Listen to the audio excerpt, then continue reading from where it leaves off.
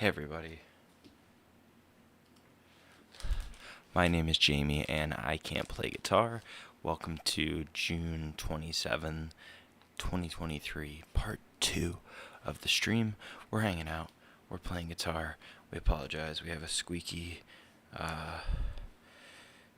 wrapper here that we're going to open up for this fudgesicle, but we're going to watch a video. So what I'll do is today's stream, we're going to watch a few different videos from some of our favorite creators as per usual, and we'll let you know what we have going on. And then we're also going to play some guitar, so we're going to put on a few longer videos and let them play quite a bit without commentary, because I'm going to dig into some meat of some scales in the Hal Leonard guitar book that we have right here.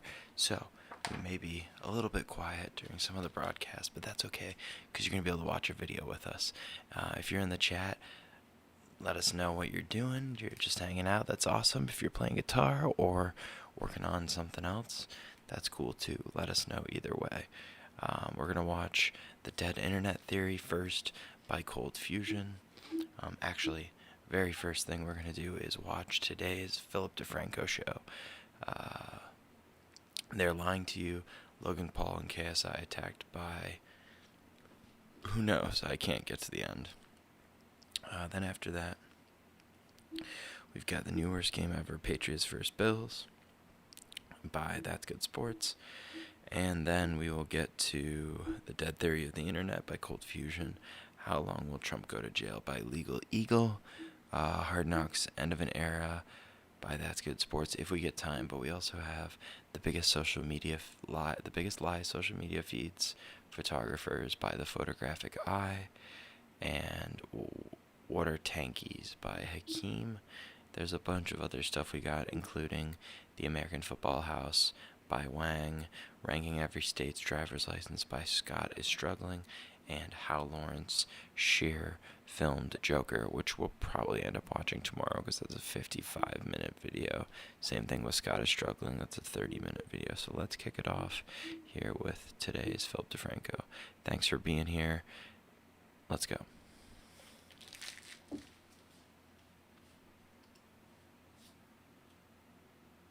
Today, we're talking about how Logan Paul and KSI tricked you fools, how Shein's making sweatshop labor cool by paying some of your favorite influencers to publish propaganda. The Supreme Court actually helped save democracy today, and we've got a criminal cop who blackmailed hacking victims. We're going to talk about all that and so much more on today's brand new Philip DeFranco show, your daily dive into the news. So you hit that like button and let's just jump into it. Starting with, Shein is a good company that's never done anything wrong, and its workers are the happiest people on the planet. Or rather, that is what a group of influencers who went to the Shein factory in China basically said, and the internet's not buying it. Because in case you were unaware, which makes sense, there's a lot going on, Shein is known as one of the worst fast fashion companies in the world, with investigations finding that employees work up to 18-hour days in often unsafe conditions, making as little as $20 a day. And sometimes those employees working in those ludicrous conditions get fined if they make a mistake. Shein's also been criticized for its negative environmental impacts, like promoting wasteful consumption and leaving a high carbon dioxide trail, though that's kind of small potatoes compared to allegations of forced labor practices. Then you have this group of influencers who visited Shein's factory, chalking a lot of that up to just misinformation and rumors, by claiming that people here in the U.S. are just getting the wrong story and everything they saw at Shein's just totally hunky-dory. Upon interviewing the workers, a lot of them were really confused and taken back with the child labor questions and the lead in the clothing questions, because they basically said, our kids want to be on social media just like y'all. They're not working in factories. When I asked them questions like, what does your work week look like? How many hours do you work? What's your commute? Most of them work like 8 to 6, and their commute is like 10 to 15 minutes, just like normal. I was able to interview a woman that worked in the fabric cutting department, and you guys know me, she's an investigative journalist, so I asked her all of our questions, and she answered them honestly and authentically. She was very surprised at all of the rumors that have been spread in the U.S. With that last influencer who goes by Danny DMC closing that video, which has since been deleted, by saying, I think my biggest takeaway from this trip is to be an independent thinker, get the facts, and see it with your own two eyes. There's a narrative fed to us in the U.S., and I'm one that always likes to be open-minded and seek the truth, so I'm grateful for that about myself. Right, and with all that, you had a lot of people online going, how the hell are we supposed to believe anything from this influencer trip, which, by the way,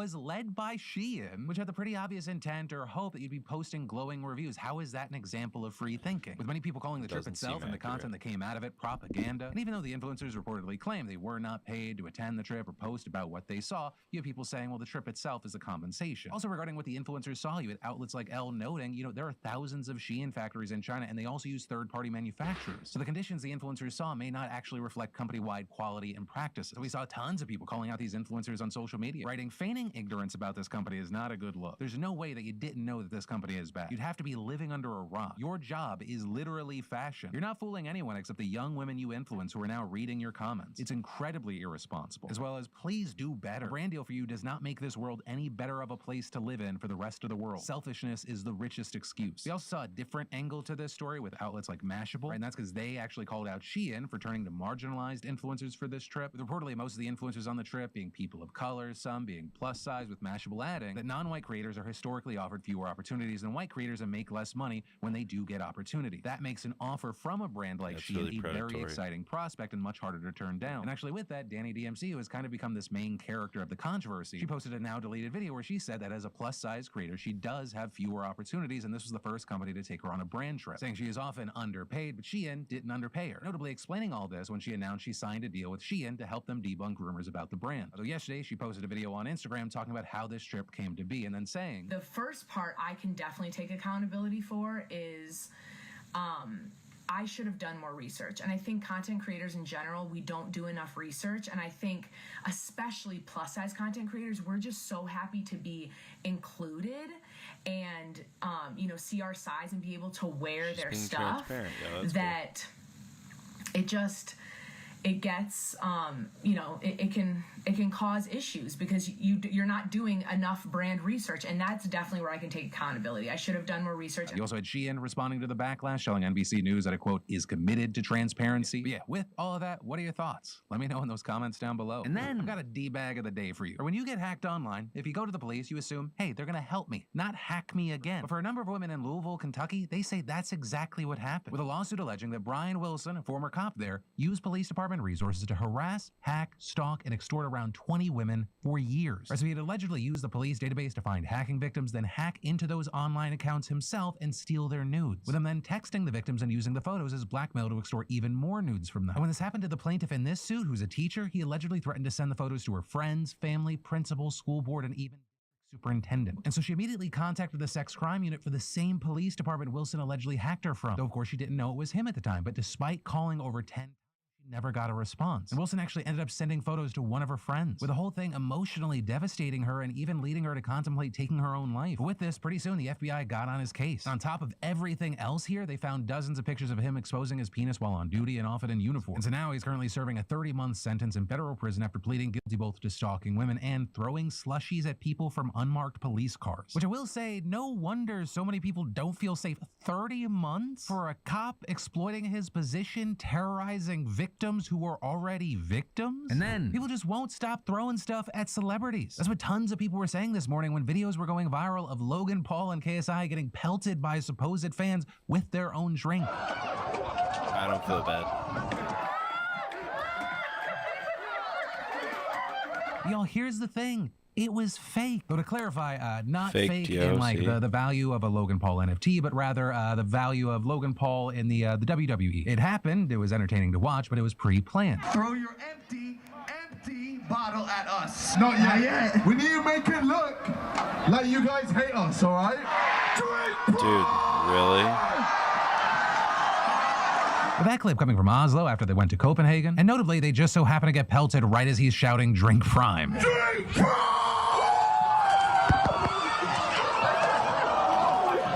Wow, really fucking cool, right? And so with a few people that have noticed this as a recording, there have been kind of two different reactions. One being, oh, these marketing geniuses, where so many people and organizations were sharing that video. It's gotten so many millions of views, so much free promo. But on the other hand, you had some saying this further normalizes throwing shit at celebrities, which unfortunately has been a niche vertical of news that has happened over and over. So I guess really the only question is, which camp do you land in here? And then, the summer months are here, and that means travel is spiking. With that, did you know that when you're looking for the best rates on flights, hotel rooms, rental cars, things like that, companies may increase increase prices for returning website visitors, with them hoping that you'll purchase then as a fear of, oh my god, the prices may continue to rise. And sometimes hotels and airlines can offer cheaper tickets to people in their home country. Alternatively, prices spike when interest from the same country increases suddenly. But the sponsor of today's show, NordVPN, or more directly nordvpn.com/PhillyD, can help, because Nord encrypts your network and allows you to route through one of their many servers around the globe. Primarily we think of VPNs as additional privacy and a security layer, but consider using them to save on your holiday. Simply connect to another region or country server and see what's available and how prices change. You may end up being very surprised to see the difference. And then when you're on your trip and you're on public Wi-Fi, Nord does its main job of keeping your online activity secure wherever you log on. So go see what savings you can find. Start with nordvpn.com/PhillyD to get a huge discount on a 2-year plan plus 1 month free. And the deal at nordvpn.com/PhillyD is only around for a short time, and it's risk-free with Nord's 30-day money-back guarantee. And then I think we can probably, right?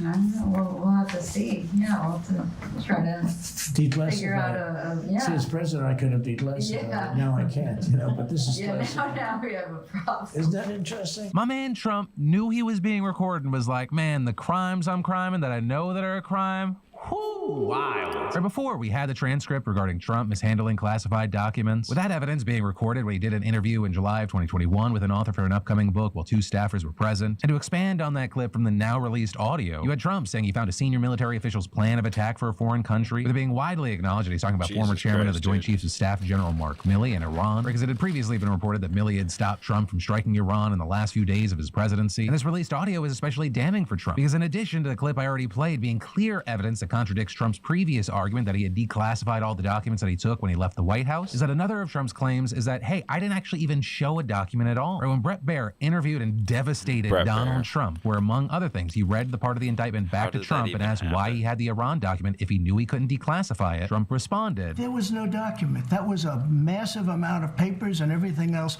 talking about Iran and other things. And it may have been held up or may not, but that was not a document. I didn't have a document per se. There was nothing to declassify. These were newspaper stories, magazine stories, and articles. But in the audio, which is basically an extended version of exactly what was included in the transcript, it really makes it seem like Trump is talking about a specific document and one that is classified. And what's more, it also confirms that Trump was in fact talking about Milley and the reports that he had prevented Trump from striking Iran. With this other snippet of the recording starting out with a staffer seemingly referring to reports that top generals, including Milley, were worried Trump would attempt a coup after the 2020 election, something Trump has also publicly attacked Milley for. And the staffer appearing to claim that it was actually Trump administration officials that had tried to launch a coup against Trump before he even took office, with Trump responding, Well, with Milley, let me see that. I'll show you an example. He said that I wanted to attack Iran. Isn't it amazing? I have a big pile of papers. This thing just came up. Look. Oh my God.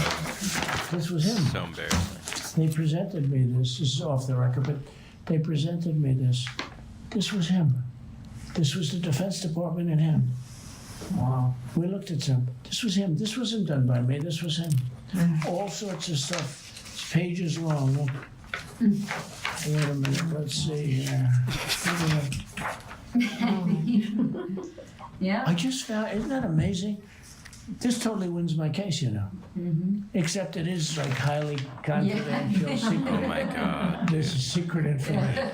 Look at this. right, so when you hear everything, it makes absolutely no sense to say that Trump was talking about newspapers and magazines. Well, despite how absolutely damning this appears, his spokesperson actually claimed the recording, quote, provides context proving once again that President Trump did nothing wrong at all. And instead, just going on to focus on a back and forth that happened where they were talking about Clinton and Anthony Weiner without addressing the actual substance at all. The president is speaking rhetorically and also quite humorously about a very perverted individual, Anthony Weiner, who was deep inside the corrupt Clinton campaign. The media and the Trump haters, once again, were all too willing to take the bait, falling for another Democrat DOJ hoax, hook, line, and sinker. And then, y'all bitches is thirsty. Also, when I say y'all, I mean that in the royal sense, all humanity. Also, to further clarify, I'm not talking about those desperate Tinder messages, though maybe we need to talk about those too. But we'll save that for a different day, because today we gotta talk about how humanity has pumped so much groundwater out of the earth that we have literally changed the planet's tilt. Right? In addition to things like rainfall, rivers, and lakes, we get roughly half our drinking water and a quarter of our irrigation water from underground reservoirs called aquifers, which are estimated to contain over 1,000 times more water than all the surface rivers and lakes in the world. But when we take it out of the ground, we slowly shift the distribution of mass on Earth. And as reports have explained, the whole thing is moving like a top. So if you move enough mass from one place to another, the planet will wobble as it spins. And with that, there was actually a study that calculated that between 1993 and 2010,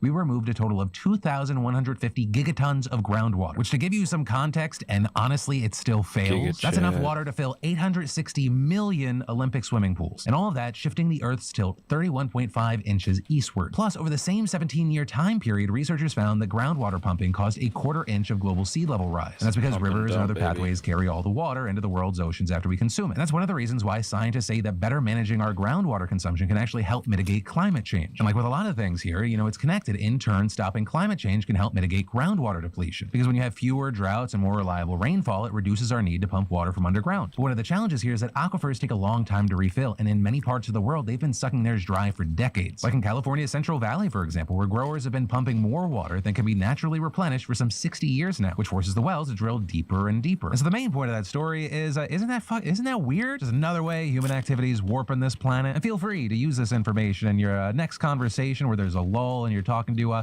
some heathen who doesn't watch the Philip DeFranco show. And then the 9 God Kings that we call Supreme Court justices woke up today and were like, hey, let's not single-handedly upend American democracy. And well, it seems like, yeah, that should be the default. That should be like, we shouldn't have to applaud for that. But this specific and highly conservative Supreme Court, nothing's guaranteed. And this incredibly consequential and controversial case did not have a unanimous ruling. It was a 6-3 vote. Because the case in question was called Moore v. Harper. And we actually did a deep dive on it, which I'll link to down below. But to just give you a very top-level rundown here, this centers around Republican gerrymandering in North Carolina, with North Carolina Republicans taking the matter to the Supreme Court after multiple congressional maps they drew up were rejected because of gerrymandering. But also, this was not a typical gerrymandering case. The Republicans' argument rested entirely on a totally untested fringe theory touted by Trump and other far-right extremists in their effort to overturn the 2020 election. It's called Independent State Legislature Theory, ISL theory. And the basis behind this theory is that the Constitution gives state legislatures pretty much the exclusive power to set election rules and congressional maps. But not only is that authority singular, nothing can stop them. There can be no intervention from state courts, governors, or voters. We're talking about a case where North Carolina Republicans literally argued that legislatures could even violate their own state constitutions, which is why you had experts saying that if the Supreme Court ruled in favor of this theory, it would throw the democratic system into complete chaos, giving state lawmakers unchecked power to gerrymander and pass restrictive voting laws without anything to stand in their way. But luckily, today, the High Court rejected ISL theory. Also, as far as the 3 justices who dissented, I'll give you 6 guesses as to who voted on it. So I think you're going to get 2 right out the gate because you got the dirty money sugar babies, Clarence Thomas and Samuel Alito. And they were joined by Neil Gorsuch, who's actually their fellow brother and failing to disclose financial ties to wealthy and powerful people with business before the High Court. It's strange how that works. And also, expect more around the Supreme Court because this is actually their last week of their summer session. And there's a handful of massively consequential cases they'll be deciding on that are going to impact tens of millions of Americans. And that is where your daily dive into the news is going to end. But more news you need to know, I got you covered here or in those links. So next thing we're going to watch is the dead internet theory. Enjoy. I got to check on my son. Just on the monitor. We're still going to play the video. Let's do it. Hi, welcome to another episode of Cold Fusion. Since its invention in 1989 by Tim Berners-Lee, the web has been a place for people to share thoughts, ideas, and generally communicate. But today, something is changing. What if some of the users that you interact with in comment sections or social media sites are not human? There's a theory dubbed the dead internet theory that takes things further. Broadly, it states that most of the activity on the internet is in fact the work of bots. Have we witnessed the death of the internet? That's what Elon Musk is saying, man. Since the fledgling start of language AI systems, most people boast that they can tell apart a human conversation versus one with an AI system. But what happens if this isn't the case? We'll see an interesting example of this later in the episode. But for now, let's dive into the dead internet theory. Okay.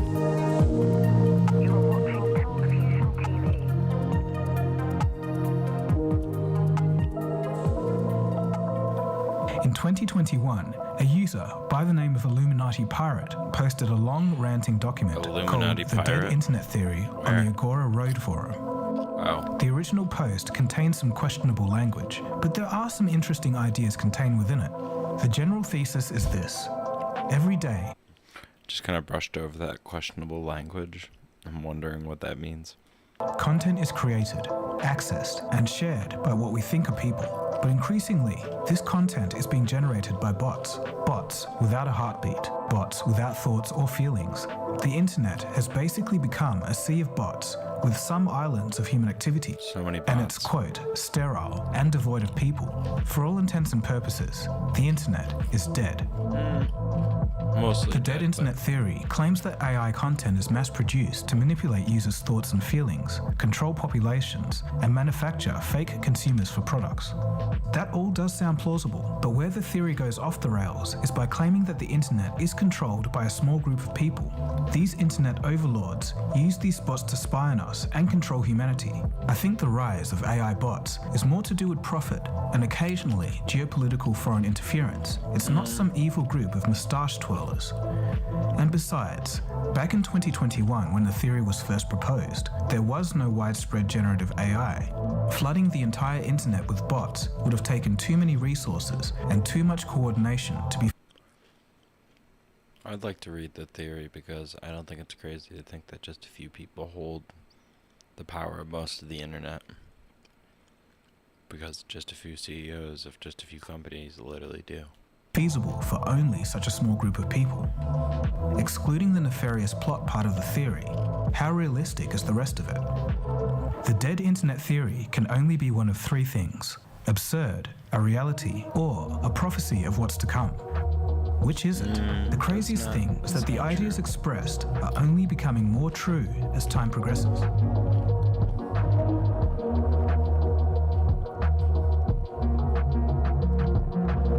There's no getting away from the fact that humans' proportional relationship to bots is changing. In 2021, a study showed that only 57.7% of users on the internet were human. Harmful bots made up 27.7%, an increase of 2.1% from the previous year. Good bots can be things like search engine crawlers, whereas bad bots can carry out malicious attacks. The overall rate of bot growth was negative, but recently this is reversed, and the proportion of humans is the lowest in 8 years. And most concerningly, bad bots are increasing at a rate of 5% per year. Another estimate says that bots could be up to 64% of the internet. Whilst data isn't available just yet, the burgeoning abilities of generative AI will undoubtedly impact these numbers in the future. The theory also talks about AI influencers. Although not so easy in 2021, today it wouldn't be hard to set up an Instagram profile of someone, generated entirely in Midjourney. Day 1. So the first step in creating the next viral influencer, the next Charlie D'Amelio, the next Addison Rae is, well, creating them. Pay $10 for Midjourney V5 to get a slightly less horrifying influencer to make famous. Introducing April Isabella. Bro, I cannot believe this is not a real person. What the actual... Hi. Now, of course, the first thing that every famous influencer needs is an Instagram. So I started April's profile and used ChatGPT to write her a bio. Making soap and candles, learning languages and stargazing, collecting vinyl and playing games. Plant mom, quirky girl. Okay. Then I used Midjourney again to generate some photos that would match the quirky white girl aesthetic that we all know and love. A picture of April at the gym, one of her hanging out with friends, and of course one of her at Starbucks. Surprisingly, April's posts were actually getting likes somehow. Now, to be fair, they were definitely all bots, but that's not important. In May of 2023, influencer Karen Marjorie made an AI version of herself to sell to fans. Die-hard followers could pay $1 a minute to talk to her. Well, the ChatGPT 4 version of her anyway. It's the AI version of the influencer that could be their personal girlfriend. It's straight out of Black Mirror, but it is the kind of thing we'll see more of in the future. The theory goes on to state that social media may be mostly bots too. An article by the publication The Atlantic looked at examples of tweets with the exact same text repeated by countless accounts with eerily similar profile pictures. And most weirdly of all, these accounts had huge engagement levels, far more than would be expected of an account of this nature. In 2018, data scientist Tom Leung warned of an inversion point where YouTube bots would make up a larger percentage of viewership than real people. This would distort analytics and make it harder to identify real traffic from fake traffic. Basically, it would destroy YouTube. There's no evidence that this has happened on YouTube just yet, but on Facebook, it's already happened. In 2019, Facebook shut down a staggering 5.4 billion fake accounts, more than twice the number of real accounts on the site. It's a trend that's set to continue, with experts from the Copenhagen Institute for Futures Studies predicting that by 2025 to 2026, nearly 99% of the internet will be generated by artificial intelligence. The bots will win, they will outweigh humans, and in this scenario, the internet may be very well dead after all. Not all of this internet traffic will be bad though. A lot of these bots will perform helpful tasks for people, like customer service assistants, or even auto GPT style stuff, where you can ask it to go out to the internet and do anything for you. But regardless, computer scientists will have to come up with novel ways to mitigate the damage. In the past, it was easy to spot a bot. They were clunky, unhuman in their appearance and communication style, so we could just ignore those Instagram DMs saying that we'd want a gift card, or an email that claims that we're due a huge tax refund and we could just get on with our day. But as AI evolves, the line will blur between human-produced content and AI-generated content. I encourage you to watch a video by the YouTube channel Jubilee. In it, they ran an interesting experiment. By only using questions and answers in text format, 6 humans had the task of guessing who among them was a secret AI imposter. My goal would be to blend in with the human competitors as much as possible, without giving any clues that I am an AI. When people are constantly on their phones and not present in the moment, LOL. Mouth noises, because just like, stop.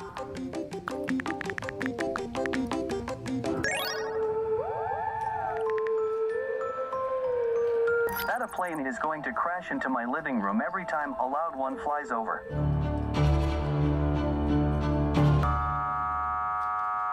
I was just being extra, I guess. I was just numbering like 1, 2, 3, trying to be organized. Maybe I was thinking too much like an AI, but if I wouldn't have did that, I think I would have won. I'm sure that I answered the questions pretty quickly, which is probably why I also got voted out, because they were kind of short and sweet. What's the craziest dream you've had? The night I got my wisdom teeth removed, I had a dream that glass was coming out of my gums where my teeth had been.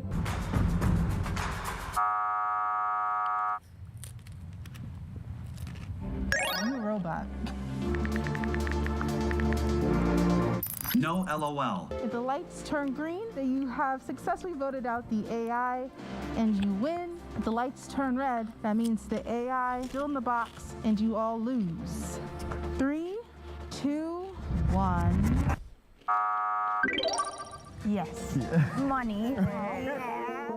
It was extremely hard for them to tell, and multiple humans were voted out for being AI. It just goes to show you how far we've come. In the 1950s, British computer scientist Alan Turing developed a test to measure a machine's ability to exhibit intelligent behavior indistinguishable from that of a human. It's called the Turing test, and it's become the benchmark for realistic language AI. If you want to have a go at it yourself, AI21 Labs has released a gamified social version of the Turing test called Human or Not. In the game, users are invited to have a conversation and decide whether they're speaking to a human or a robot. As we all know, developments are moving at lightning speed. As of today though, only 2 AI systems are capable of passing the Turing test, albeit in narrow settings. Google's Lambda was the first chatbot to pass the Turing test in July of 2022. And of course, OpenAI's ChatGPT became the second one to pass the test. Damn. We're also starting to see studies that suggest humans are beginning to trust AI to validate facts and make decisions over other humans. A 2020 study by researchers at the University of Georgia found that given a choice of trusting medical information provided by humans or generated by AI, people were more likely to trust the information provided by the AI.